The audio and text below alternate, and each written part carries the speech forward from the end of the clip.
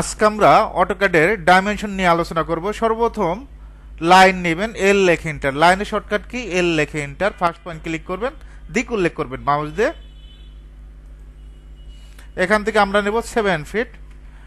এখন আমি ডাইমেনশন সেটিংগুলো ঠিক করব। ডি লেখে এন্টার। ডাইমেনশন শর্টকাট কি? ডি লেখে এন্টার। ডাইমেনশন স্টাইল ম্যানেজার, মডিফাইতে ক্লিক করবেন। কোথায় ক্লিক করবেন? মডিফাইতে ক্লিক। আমি যে সেটিংগুলো চেঞ্জ করব আপনারাও ঠিক সেই সেটিংগুলোই চেঞ্জ করবেন। প্রাইমারি ইনসে ক্লিক করবেন। ইউনিট ফরম্যাট থেকে আমাদের কি থাকবে? আর্কিটেকচারাল থাকবে। কি থাকবে? আর্কিটেকচারাল। আর প্রিসিশন থেকে আপনি 0 ফিট 0 ইঞ্চি দিতে পারেন। জিরোর পরে কতগুলো সংখ্যা দেখাতে চাচ্ছেন সেই সংখ্যাগুলো উল্লেখ করবেন। তো আমি এটাই দিচ্ছি। টেক্সে যাবেন, টেক্সট থেকে টেক্সট হাইটটা এটা আমরা 5 ইঞ্চি করে দিব। কত ইঞ্চি? 5 ইঞ্চি করে দিব। টেক্সট অ্যালাইনমেন্ট, এখান থেকে টেক্সট অ্যালাইনমেন্ট আপনি হরিজন্টালি দিতে পারেন, হরিজন্টাল ভাবে থাকবে আপনি, অথবা আপনি অ্যালাইন উইথ যেটা লেখা আছে সেটাই ক্লিক করবেন, সেটাও দিতে পারেন। সিম্বল অ্যান্ড অ্যারো, এখান